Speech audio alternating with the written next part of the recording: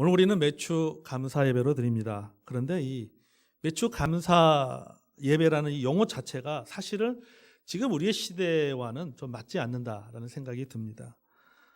우리가 살아가는 이 시대가 농경사회거나 아니면은 우리가 지금 농촌에 거주하면서 살고 있다면은 또 어느 정도 좀 이해가 되는데, 우리는 이 도시에서 직장 생활하면서 살아가고 있기 때문에 이 도시에서 직장 생활을 하면서 살아가는 우리에게 이 매추 감사라고 하는 것은 왠지 낯설고 그리고 소리가 전통으로만 느껴집니다. 그래서 먼저 우리가 이 부분에 대해서 좀 정리할 필요가 있다고 생각합니다. 이게 본문 14절에 너는 매년 3번 내게 절기를 지킬지니라 라고 말하고 있습니다.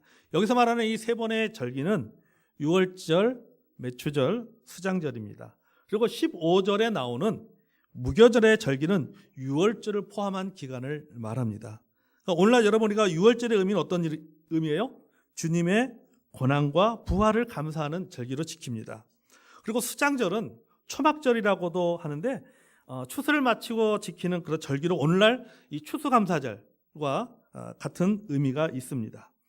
이 16절에 보면 매추절을 지키라 이는 내가 수고하여 밭에 뿌린 것에 첫 열매를 거둠이니라 이렇게 본문이 기록하고 있습니다. 자, 이 3대 절기 유월절, 매추절, 수장절 또는 초막절이라고도 하는데 이 유월절과 수장절 사이에 바로 매추절이 있습니다. 이 매추절이 어떤 의미가 있을까? 사실 오늘날 이 매추절에 대한 여러 가지 논란이 있습니다. 어떤 학자들은 매추절은 지금 우리 시대와 맞지 않기 때문에 지킬 필요가 없다라고 말하는 학자들도 있습니다. 또 다른 학자들은 아니다.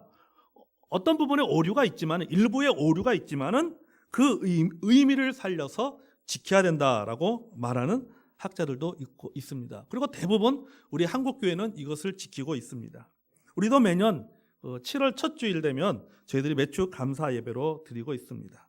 그러면 우리는 왜 매추 감사 예배를 드려야 되는지 그 이유와 그 의미에 대해서 우리가 나누기 원합니다. 자, 그래서 먼저 우리가 매추절에 대한 여러 다양한 의견들을 우리가 좀 살펴볼 필요가 있습니다. 첫째 뭐냐면 매추절의 다양한 이름입니다. 여러 PPT에 나왔지만은 여러 매추절은 초실절, 또 칠칠절, 오순절이라고도 부르기도 합니다. 그러니까 이렇게 다르게 부르는 그 이유는 강조하는 부분이 달라서입니다. 매추절을 그대로 풀면 뭡니까? 이 보리를 거두는 절기란 뜻입니다. 초실절은 처음 익은 열매를 거두는 절기란 뜻이잖아요. 초실, 처음으로 해보면. 그러니까 여러분, 근데 이 매추절과 초실절을 합쳐서 좀 해보면, 그러니까 보리 열매를 처음 거두어서 드리는 절기다. 이렇게 설명을 할 수가 있겠죠. 그 다음에 이 칠칠절과 오순절은 시기로 설명되는 절기입니다. 칠칠절은 6월절 이후 7일을 곱해서 7을 7번 곱한 49일이 되는 날이 바로 칠칠절이다. 77이 49에서 49일이죠. 오순절은 6월절 이후 50일이 되는 날이 바로 오순절입니다. 따라서 뭐냐면은 아까 말했지만 이 매추절을 다른 말로 하면은 뭐라고요? 칠칠절 또는 초실절, 칠칠절, 오순절과 의미가 그런 같은 절기다라고 이야기했습니다. 그래서 그 칠칠절과 오순절은 시기적으로 같은 절기고 시기상으로 같은 절기고, 매추절과 초실절은 농사의 절기로서 곡식을 처음 거둬 하나님께 드리는 감사의 절기를 의미하는 것이죠. 그러니까 시기적으로는 매추절을 칠칠절 또는 오순절이라고 말하고, 농사로 추수의 개념으로 생각할 때는 바로 매추절과 그 다음에 초실절이다라고 말할 수가 있습니다. 여러분, 마치 우리가 우리가 추석을 추석이라고 합니다. 하지만 우리가 추석이라고만 부르지 않고 또 뭐라고 불러요? 한가위라고 부르잖아요. 또 뭐라고 불러요? 중추절이라고 부릅니다. 8월, 음력 8월 대보름이라고도 이야기를 합니다. 자, 추석입니다. 추석을 말해 농사적인 측면에서는 추석이 맞습니다. 그러나 시기적인 측면은 뭡니까? 음력 8월 대보름 이렇게 이야기하고요. 시기적으로 같은 날이지만은 다르게 어디에 강조점을 두냐에 따라서 다르게 표현하고 있는 것이죠. 그러니까 매추절도 마찬가지예요. 어디에 강조점을 두냐에 따라서 다르게 이름을 표현하는 것뿐입니다. 둘째, 여러분 우리말 성경에 번역된 매추절의 이름입니다. 사실 우리말 성경의 매추절은 잘못된 번역입니다. 매추감사절을 구약의 매추절로 오해하게 된 배경에는 그 한글로 성경을 번역하는 과정 속에서 오역을 한 것입니다. 그러니까 지금 잘못 번역한 것이다라고 말하고 있죠. 그게 대표적인 구절이 우리가 오늘 함께 교독한 출애굽기 23장 16절입니다. 사실 출애굽기 23장 16절은 오역입니다. 잘못된 번역입니다. 제가 읽어보겠습니다. 자, 매추절을 지키라. 이는 네가 수고하여 밭에 뿌린 것의 첫 열매를 거두미니 수장절을 지키라. 이는 네가 수고하여 이룬 것을 연말에 밭에서부터 거두어 저장함이니라. 자, 여기에 이 매추절로 번역된 말을 히브리어 원문에 보면 하그 하라치르라고 하는 단어입니다. 이 하그 하라치르라고 하는 히브리어 말을 그대로 번역하면 수확의 절기란 뜻이에요. 매추절이라는 뜻이 아니라 수확의 절기 또는 수확절, 추수절이라는 뜻을 갖고 있습니다. 그럼에도 불구하고 우리말 성경, 모든 성경, 그냥 한글 개역이든 개역 개정이든 또는 새 번역이든 공동 번역 성경이든 간에 이를 동일하게 매추절로 오역을 했습니다. 그러나 대부분의 영어 성경은 다릅니다. 여러분 영어 성경 NIV라든지 킹 제임스라든지 영어 성경을 보면은 Festival of Harvest라고 얘기했습니다. 그러니까 수확의 절기다라고 번역하고 있죠. 또 이 매추절과 관련해서 출애굽기 34장 22절도 잘못 번역이 된 것입니다. 77절 곧 매추의 초실절을 지키고 새말에는 수장절을 지키라. 여기 77절 곧 매추의 초실절을 지키라고 했는데 여기 매추의 초실절이라는 말도 이게 또 잘못된 번역이에요. 우리말 성경에 원문에 보면은 히브리어 원문에 보면은 비쿠레 커치러 히팀이라는 말입니다. 이걸 번역하면 미래 초실절이에요. 미래 초실절. 그러니까 뭐예요? 매추의 초실을 지키고라는 말이 아니라 정확하게 말하면 뭐예요? 미래 초실절을 지키고 이런 뜻이죠. 영어 성경에도 마찬가지로 위트 하베스트 밀수확으로 번역을 하고 있습니다. 자, 그런데도 불구하고 우리는 이것을 밀수확이라고 말하지 않고 매추절이라고 이야기합니다. 매추 초실절이라고 이야기를 하고 있죠. 자, 그 이유는 나중에 좀 살펴보고요. 셋째, 농사로 본 매추 감사절의 시기입니다. 현재 우리가 드리는 여러분 매추 감사절의 날짜는 언제입니까? 항상 보면 해마다 매년 7월 첫 주에 저희들이 매추 감사 예배를 드립니다. 그런데 우리가 지금 7월 첫 주에 드리는 매추 감사절은 구약의 7절과는 구약의 7절은 매추절인데 구약의 7절과는 다릅니다. 시기가. 여러분 이스라엘 땅에서 7절에 수확해서 헌물을 드리는 것은 그것은 보리가 아니에요. 밀을 드립니다. 보리를 드리는 것이 아니라 밀을 드립니다. 시기적으로 따지면 5월 중순경이에요. 근데 우리는 7월 달에 드리잖아요. 5월 중순경에 드립니다. 이스라엘 땅에서 보리 수확의 첫 열매를 드리는 절기는 6월절이 지나고 나서 첫 안식일 다음 날입니다. 그러니까 주로 양력으로 따지면 3월 중순이라든지 또 4월 중순 정도가 되는 것이죠. 그러니까 시기적으로 봐도 매추 감사절이 맞지 않는 것이죠. 만약에 매추 감사절을 드린다면 언제 드려야 돼요? 3월 중순이나 4월 중순경에 드려야 되는 거예요. 구약 성경의 시기에도 시기 맞게 되면 그렇게 드려야 된다라고 하는 것이죠. 자, 그럼에도 불구하고 우리 한국 교회가 7월 첫 주일을 매추 감사 예배로 드리는 이유가 무엇일까요? 이렇게 맞지가 않음에도 불구하고 우리는 우리 한국 교회는 그리고 한국에는 여러 많은 교회들이 왜 해마다 매년 7월 첫 주일을 매추 감사 예배로 드리는가 하는 것이죠. 우리는 그 이유를 성경의 문자가 아니라 우리가 문화에서 찾아야 됩니다. 여러분, 문화와 성경은 다릅니다. 성경은 불변합니다. 성경은 시대가 아무리 바뀌어도 하나님의 말씀의 내용, 성경의 내용은 변하지 않습니다. 아멘? 그것은 불변합니다. 그러나 문화는 다릅니다. 문화는 가변성이 있고 다양성이 있습니다. 문화는 다양하고 문화는 변합니다. 여러분, 우리가 지금 예배드리는 이 방식과 초대교회 초대교회 성도들이 예배드렸던 방식이 다릅니다. 과거에 여러분 우리 보십시오. 과거에 우리가 찬송곡 부를 때 피아노 반주를 했지만 지금은 신디사이저로 반주합니다. 과거에 우리가 앞에 나와서 특송하거나 하면은 대부분은 피아노 반주로 피아노 반주에 따라서 우리가 특송을 했지. 우리가 무슨 컴퓨터에 나오는 그런 그 MR을 따가지고 특송하고 이러지 않았단 말이죠. 그래서 지금 보세요. 특송할 때 피아노 반주도 하지만 어떤 경우에는 피아노 반주 없이 그냥 컴퓨터에 나오는 그 MR 오디오 음악을 따가지고 이렇게 특송을 하잖아요. 시대가 그만큼 바뀐 거예요. 문화가 바뀐 거예요. 자, 방식은 바뀌었지만 그러나 하나님을 동일하게 예배하고 있습니다. 이게 바로 문화라고 하는 거예요. 하나님을 예배하는 방식은 바뀌었지만은 여전히 어떠한 방식으로 예배드는가니 그 당시의 문화와 1990년대의 문화와 1980년대의 문화와 초대교회의 문화와 지금 우리가 2021년을 살아가는 우리의 그 문화의 방식에 맞게 옛날이나 지금이나 모든 사람이 각자가 속해 있는 그 문화의 방식에 맞게 하나님을 예배하고 있는 것이죠. 이것이 바로 성경과 문화의 차이입니다. 여러분, 매추절의 시기나 방법도 마찬가지입니다. 성경이 말하는 매추절의 의미는 감사합니다. 감사이기 때문에 교회와 문화의 방식으로 매추 감사절의 시기와 방법을 정하여 지키는 것이죠. 우리가 미래 수확이라고 말하지 않고 보리의 수확, 즉 매추를 쓰는 이유가 무엇인가 하면요, 바로 우리 한국의 농사와 문화의 차이예요.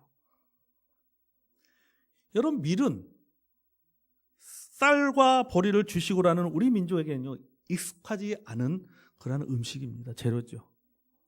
여러분, 우리는 많은 사람들이 밀가루로 만든 빵을 먹잖아요. 빵을 지게 먹지만은 여러분, 빵을 주식이라고 생각한 사람은 아무도 없습니다. 우리 한국 사람. 우리에게 빵은 주식이 아니에요. 우리에게 밀은 주식이 아니라 뭡니까? 간식이에요. 빵을 주식으로 생각하지 않습니다. 빵은 아무리 많이 먹어도 빵은 간식이라고 생각합니다. 그러나 저 중동 지방 이스라엘 사람들이라든지 서양 사람들은 다릅니다. 그들에게 밀은 주식입니다. 보리가 주식이 아니라 그들에게 밀은 주식이에요. 우리에게는 이 밀이라고 하는 것이 주식이 아니라 간식입니다. 근데 보리는 다릅니다. 어렵게 살던 시절에 쌀은 부자들의 주식이었고 보리는 서민들의 주식이었습니다. 그렇죠? 또한 여러분, 우리 민족의 역사를 이렇게 뒤돌아보면요, 우리 민족의 해마다 소위 말해서 춘궁기라고 하는 고난의 시기가 있었습니다. 춘궁기. 자, 보리를 뿌리고 이삭이 나오고 그 보리를 수확하려면은 보리 수확은 이삭이 난 후에 35일이 지나야 가능했습니다. 우리나라 농사는 24절기라고 하는 것이 있죠. 24절기 중에 이 망종에 해당하는 6월 5일경에 이제 보리 수확을 시작을 합니다. 보리를 추수하고 4, 5일 정도 이렇게 말립니다. 그리고 또 씨를 뿌립니다. 씨를 다 뿌리고 나서 보리 타작을 합니다. 그리고 타작한 보리 열매를 하나님께 감사의 마음으로 드립니다. 그런데 이렇게 보리 씨앗을 뿌리고 추수하기까지의 그 기간이 우리 조상에게는요, 가장 힘든 시간이에요. 그 시간이요. 굉장히 힘든 시간입니다. 가을에 추수한 곡식들은 다 떨어지고 보리 추수는 멀었습니다. 그럼 어때요? 먹을 건 없으니 그래도 굶어 죽지 않아야 되잖아요. 굶어 죽지 않기 위해서 굶어 먹고는 살아야 됩니다. 그래서 일명 보릿고개가 시작이 되어지는 것이죠. 이 시기가 얼마나 힘든 시기였는가 하면요, 이 조선시대의 실학자인 다산 정약용은 보릿고개를 맹령이라고 표현했어요. 맹령. 넘기 어려운 진짜 고개라는 뜻으로 맹령이라고 표현했어요. 그래서 이 다산 정약용이 맹령이라고 표현한 것이 그것이 오늘날 이제 보릿고개라고 표현이 되어지는 것이죠. 그러니까 그만큼 넘기가 너무너무 어려운 고개. 그래서 많은 사람들이 그 고개를 넘지 못하고 죽어간 거예요. 자, 이런 힘든 이 그만큼의 고통의 시간을 모든 가족 모두에게 고통의 시간이었고 수확을 바라보면서 견뎌야 될 시간이 바로 그것이 뭐냐, 바로 보릿고개예요. 그것을 3월, 4월, 5월 견뎌내야 되는 거예요. 일제강점기 때도 마찬가지였습니다. 여러분, 당시 일본은 조선에서 쌀을 수탈해서 일본으로 다 가져가 버렸습니다. 그리고 조선인들에게는 만주에서 가져온 좁쌀을 나눠줬습니다. 그거 먹고 살라고. 쌀은 자기네들이 다 가져가 버리고. 우리 조상들은 이렇게 어려운 가운데 긴긴 겨울밤을 굶주리며 허덕이면서, 그리고 봄을 굶주리며 허덕이면서 보리가 자라기를 기다렸습니다. 그 기간 동안 뭘 먹습니까? 우리 막 여러 번 들었잖아요. 초금 목피라고 하는 말 들었잖아요. 풀뿌리를 먹고 솔잎을 따먹고 소나무 껍질을 먹고 또 나물에 묽은 죽에 띄워서 먹었습니다. 심지어는 책에 보니까요, 백토라고 하는 그런 그 흙 중에서 입자가 매우 고운 흙이 있는데 그 흙을 고운 이 물에 개어서 쪄서 먹기까지 했다고 합니다. 그 배고픔을 해결하기 위해서 그런 걸 먹으면서 보릿고개를 견뎌낸 거죠. 근데 여러분, 이런 것들이 사람의 몸속에 들어가면은 이게 소화가 되겠습니까? 의사 선생님. 이런 막 그냥 풀뿌리 먹고 뭐 흙 먹고 하는데 이게 사람 몸에 소화가 되겠냐는 거죠. 소화가 될 수가 없죠. 그러니까 뭐 이게 뱃속에서 뭐가 탈이 나는 거예요, 탈이 나고 이게 제대로 소화가 안 되니까 소위 말해서 변비에 걸리는 거죠. 변비. 여러분, 우리 이런 말 들어보셨잖아요. 똥구멍이 찢어지게 가난하다. 이 말이 보릿고개에서 나온 말이에요. 똥구멍이 찢어지게 가난하다. 배고픔을 해결하기 위해서 사람이 소화할 수 없는 것을 먹음으로 말미암아 심한 변비로 인해서 여러분 보릿고개 때 이게 그 변별 항문이 찢어지는 거예요. 이게 소화가 안 돼서 나오다 보니까. 이렇게 수많은 사람들이 보릿고개 동안 어떻습니까? 이 똥구멍이 찢어지거나 굶어 죽어갔습니다. 그것을 견뎌내면서 보릿고개를 지나온 거예요. 해방이 되었습니다. 무엇이 일어납니까? 유교 사변을 거치게 됩니다. 유교를 거치면서 이 보릿고개는 1960년대 중반까지 계속해서 진행이 되어집니다. 여러분, 영상을 좀 볼까요? 네, 잠깐 우리 영상을 보겠습니다. 불 꺼주고요. 배기 소리가 들판을 훑듯 지나가면 땅심이 여려져 먼지 풀. 배기 소리가 들판을 훑듯 지나가면 땅심이 여려져 먼지 풀풀이는 밭을 가는 쟁기의 금속성 소리마저 유난해 쌕쌕이 쳐다볼 겸 농부들은 그제서야 휘어진 듯한 허리를 펴곤 했습니다.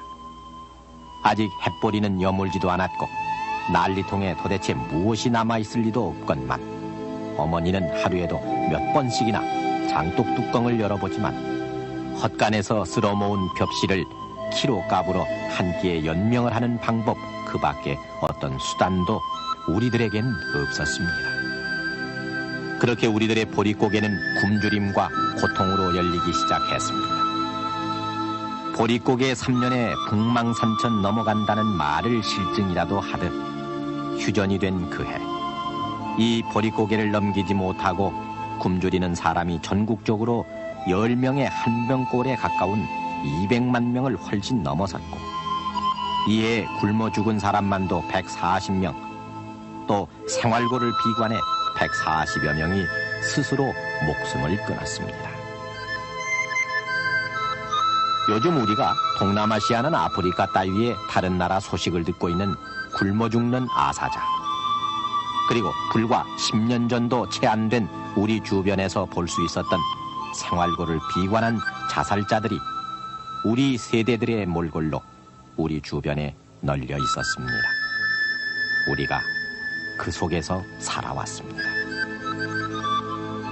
전국적으로 쌀 생산량이 1000만 섬을 겨우 웃돌던 그때, 마을과 마을을 돌며 산의 나무를 해다 팔거나 뎁쌀이며 대빗자루를 엮어 장에 내다 팔아 겨우 지전 몇 장으로 한 끼를 때우면 그것으로 그만이었고, 밥 달라 투정하는 철없는 아이들을 데리고 나물 캐러 또 산에 올라 쑥도 캐고 칡뿌리라도 캐줄 상이면 입가가 시꺼멓게 물들도록 칡뿌리를 씹으며 허기진 배를 묘하게 달래보던 그때,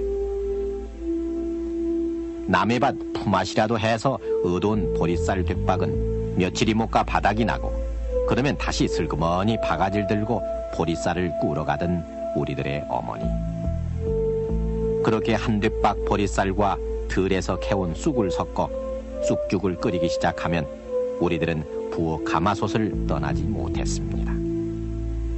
죽 끓는 냄새는 배를 더 골케 했고, 이윽고 사발에 남아있는 밥 한 톨까지 다 훑어먹었을 때의 우리들 그 포만감. 겨울이 지나고 봄이 오면은 참 어렵기 때문에 들판에 가서 쑥을 캐다 쌀 한 주먹씩 넣고 죽을 써서 또 끈이를 이루고, 또 그도 모자라면은 또 산에 가서 소나무를 껍질을 벗겨다가 또 쌀을 한 주먹씩 넣고 또 죽을 끓여서 또 우려 먹고, 참 그때는 어렵습니다. 어째서 그러냐 그러면은 쌀도 떨어지고 거리는 아직 나지 않고, 그러기 때문에 우리가 그렇게 힘들게 살았어요.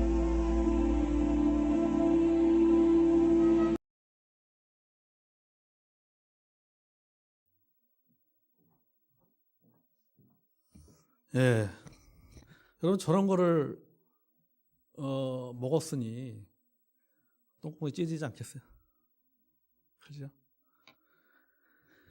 자, 이렇게 견뎌냈습니다. 그리고 마침내 보리가 익어서 추수했을 때 살아남은 성도들이 제일 먼저 그 보리가마를 들고 하나님 앞에 나와서 눈물로 감사 예배를 드릴 수밖에 없었던 거죠. 그 지긋지긋한 배고픔의 고통이 끝난 날이 바로 보리를 추수하는 날이었기 때문에 여러분, 그날이 얼마나 기쁘겠습니까?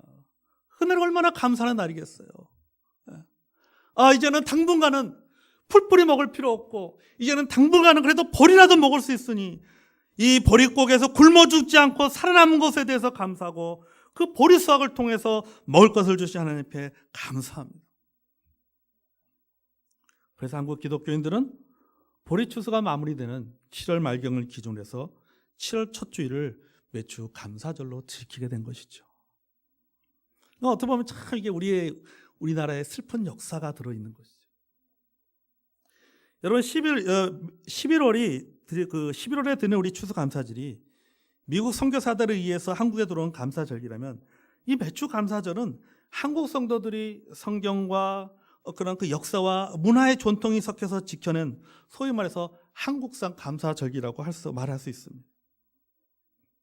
그 7월에는 보리를 수확하여 하나님께 드리고, 11월에는 쌀과 그리고 과일을 수확하여 하나님 앞에 드렸습니다. 여러분, 21세기를 살아가는 우리에게 매년 7월 첫 주 매주 감사절은 조상들에게는 보릿고개를 끝내면서 드리는 감사의 절기고, 또 고난의 끝에서 드리는 감사이며 동시에 지난 6개월에 대한 감사 예배인 것입니다. 여러분, 우리에게도 그 의미는 마찬가지예요. 여러분, 우리가 매월 7월 첫 주일날 우리가 맥주 감사 예배로 하나님 앞에 드리면서 우리는 지난 6개월, 우리 전 세계를 감사해야 되겠지만은, 특별히 우리가 지난 6개월, 내가 지난 6개월을 돌아보면서 우리가 하나님 앞에 감사를 해야 됩니다. 아멘. 계속되는 지난 6개월 한번 돌아보십시오. 계속되는 코로나로 인해서 어려움이 참 많았습니다. 모임들이 중단되고 축소되고 사람들을 만날 수가 없었습니다. 우리 주변에서는 확진자들이 나오고 식당들이 문을 닫고 교회들이 폐쇄되는 일도 있었습니다. 사업에 어려움도 있었습니다. 백신이 부족하여서 백신 보릿고개라는 말이 나올 때도 있었습니다. 늘 알게 모르게 우리가 하나님 앞에 기도하지만, 하나님 앞에 맡기지만, 그러나 늘 우리는 여전히 그런 코로나에 대한 두려움과 공포 속에서 우리는 지난 시간을 살아왔단 말이죠. 조금 열이 나는 것 같으면, 조금 머리가 아픈 것 같으면, 조금 몸이 이상한 것 같으면 무슨 생각 들어요? 혹시 내가 코로나에 걸린 건 아닌가? 이런 두려움 가운데 우리가 지금까지 살아온 거예요. 그러나 지금은 달라지고 있습니다. 백신 주사도 맞고 서서히 일상으로 돌아가고 있습니다. 우리 가족이나 성도들이나 교회 가운데 확진자도 발생하지 않았습니다. 교회도 지난 코로나의 시간을 보내면서도 교회도 그렇게 큰 어려움이 없었습니다. 여러분, 우리가 하나님께 감사해야 할 제목이 아닙니까? 아멘. 그 1년 반의 기간 동안, 그 코로나의 기간 동안에 우리에게는 아무런 문제도 없었어. 교회도 아무런 문제도 없었고, 내 개인에도 아무런 문제도 없었고, 우리 가정에도 아무런 문제도 없었고, 내 주변 사람들도 아무런 문제가 없었단 말이죠. 좀 불편했지만은, 좀 어려움이 있었지만은, 그러나 하나님 은혜 가운데 건강하게 우리가 지내왔잖아요. 여러분에게 얼마나 감사해야 될 것입니까? 아멘. 저는요, 이 코로나가 끝나고 나면요, 내가 우리 목사님들 그랬어요. 아마 우리 한국에서 코로나가 종식됐다라는 말이 들으면 아마 우리 한국에는 대부분의 교회들 아마 코로나 종식 감사 예배를 드릴 거라 그랬어요. 그렇지 않겠습니까? 다른 교회는 안 한다도 우리 교회는 드릴 거예요. 진짜 우리가 하나님 앞에 감사 예배 드려야 되죠. 우리 조상들이 그 어려운 보릿고개를 걷고 그 똥구멍이 찢어지는 그 어려움들을 겪어내면서 보리를 추수해서 그 추수한 보리를 가지고 하나님 앞에 드릴 때 그 감격, 와, 이제 보릿고개가 끝났구나. 막 그분들의 그 감격은 아마 지금 우리가 드리는 헌된데 드리는 매주 감사 예배의 그 감동과는 틀릴 거라고 생각해요. 여러분, 우리는 매주 감사절을 말 때마다 우리는 이것을 기억해야 돼요. 여러분, 우리가 지금까지 지낸 거 주의 은혜입니다. 아멘. 돌아보면 진짜 주의 은혜예요. 우리는 매주 감사절을 통해서 두 가지를 감사해야 됩니다. 과거의 감사와 미래의 감사합니다. 과거는 지나온 일을 기억하면서 감사하는 것이죠. 지난 6개월을 돌아보면서 감사하는 것이고, 미래는 앞으로 지나갈 일에 대해 믿음으로 감사하는 것입니다. 우리 조상들이 봄에 보릿고개를 겪으면서 보리를 수확하여서 하나님 앞에 감사합니다. 하지만 우리 조상들에게는 가을이 되면, 우리 조상들에게는 또 이 보릿고개가 지나면 또 다른 고개가 옵니다. 그게 바로 뭐냐면 피고개라고 하는 것이죠. 또 가을을 추수하기까지. 그때 너무 힘들고 어렵게 살았기 때문에 가을까지 할 때까지 또 한동안은 또 그 배고픔을 견뎌내야 되는 것이죠. 이런 가을에 닥칠 피고개도 잘 이겨낼 것을 믿음으로 감사하는 것과 같은 것이죠. 그러니까 여러분, 매주 감사절은 우리가 지나온 것에 대해서 하나님 앞에 감사하고 앞으로 지나갈 일에 대해서 믿음으로 감사하는 거예요. 기억하고 감사하고 믿음으로 감사하고. 이게 뭐예요? 이게 7월 첫 주에 드리는 매주 감사절입니다. 아멘. 여러분, 감사는 그 헬라어로요, 유카리스티아라고 하는 단어입니다. 우리 PPT 나왔죠. 유카리스티아라고 하는 단어인데, 이 단어를 잘 살펴보면요, 이 단어 그 안에 다른 헬라어 단어가 하나 들어가 있습니다. 그게 뭐냐, 바로 카리스라고 하는 단어입니다. 여기 EUXO P 있잖아요. 카리스라고 하는 단어가 들어 있습니다. 이 카리스의 뜻은 우리말로 번역하면 은혜라고 하는 뜻이에요.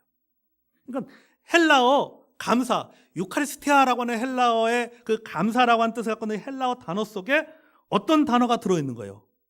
은혜라고 하는 단어가 들어있는 거예요. 은혜.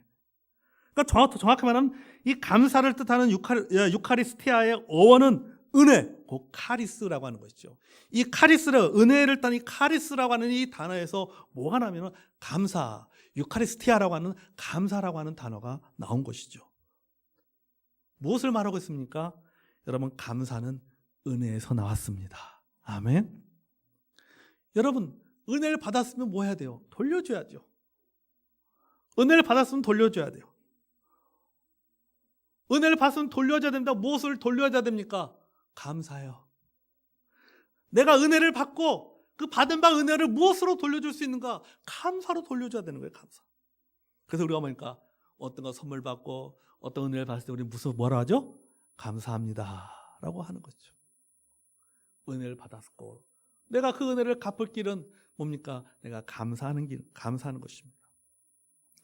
여러분, 시대나 문화나 어느 나라나 상관없이 모든 것들을 초월하여 중요한 가치로 여겨지는 원칙 중에 하나가 뭐냐면 바로 호혜성의 원칙이라고 하는 것입니다. 이 호혜성의 원칙은 아주 쉽게 생각하면 이거예요. 기브 앤 테이크예요. 주고받는 겁니다. 내가 은혜를 받았어요. 은혜를 받았잖아요. 나도 줘야 되잖아요. 은혜를 받았기, 누군가로부터 은혜를 받았기 때문에 줘야 되는 거예요. 내가 줄 수 있는 게 뭡니까? 감사라고 하는 거죠. 이게 바로 주고받는 호혜성의 원칙이라고 하는 것입니다. 여러분, 은혜는 베풀지 않아도 되는 것을 베푸는 것이 은혜입니다. 마땅히 베풀어야 될 것을 베풀었다는 그것은 은혜가 아니에요. 그거는 정의입니다. 은혜는 정의를 넘어서는 것입니다. 여러분, 우리가 예수 그리스도를 통해서 구원받아 하나님의 자녀가 된 것은 은혜입니까? 정의입니까? 그것은 은혜인 것이죠. 그래서 우리가 끊임없이 뭐 하는 겁니까? 이 구원의 은혜를 받았기 때문에 하나님 앞에 뭐 하는 거예요? 하나님 감사합니다. 감사합니다 하는 거예요. 근데 그것이 은혜가 아니라 정의라고 한다면은, 내가 노력해서 율법을 행함을 통해서 얻은 구원이라고 하면은 우리는 감사할 필요가 없는 것이죠. 우리는 율법의 행위를 통해서 구원받은 것이 아니라 하나님의 은혜로 구원받았기 때문에 우리는 하나님 앞에 그 받은 바 은혜를 돌려주는 겁니다. 무엇으로? 하나님 감사합니다. 구원해 주신 거 감사합니다 하면서 감사로 되돌려 주는 것입니다. 여러분, 우리가 받은 은혜에 대해서 무엇을 돌려줄 수 있습니까? 무엇으로 보답할 수 있습니까? 감사합니다. 아멘. 감사는 은혜를 보답하는 유일한 길입니다. 우리가 받은 은혜에 대해서 감사할 때 은혜의 가치가 더 올라갑니다. 그래서 헬라어 감사 안에 은혜가 들어있는 거예요. 여러분, 이 매주 감사절은 호혜성의 원칙이 적용되는 날입니다. 우리 조상들은 하나님의 은혜로 보릿고개를 넘기고 하나님께서 축복하셔서 보리를 수확하게 하여 주신 것에 감사하는 마음을 가지고 하나님, 우리에게 은혜로 보리를 수확하게 하여 주신 것 감사합니다. 그리고 하나님 받은 바 그 감사를 다시 한번 받은 은혜를 뭡니까? 하나님 앞에 감사로 돌려드리는 거예요. 그게 바로 매주 감사절이죠. 여러분, 그럼 우리에게 매주 감사절은 무엇입니까?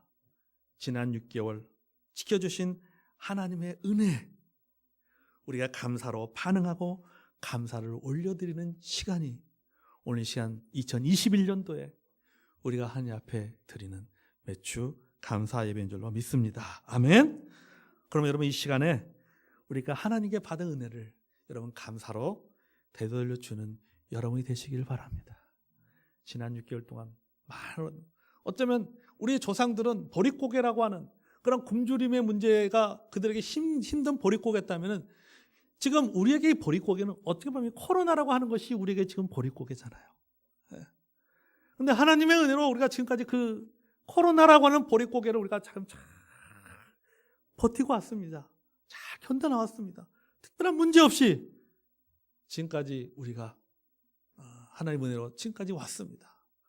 우리는 앞으로 이 코로나라는 것이 끝날 때까지 하나님께서 우리를 지켜줄 줄로 믿습니다. 아멘. 그러므로 우리는 지금 이 시간 뒤돌아온 그 시간을 기억하면서 하나님 앞에 감사하고, 우리가 앞으로 다가올 그 미래를 또 믿음으로 우리 하나님 앞에 감사하는 저와 여러분이 되기를 원합니다. 자, 우리 기도하겠습니다.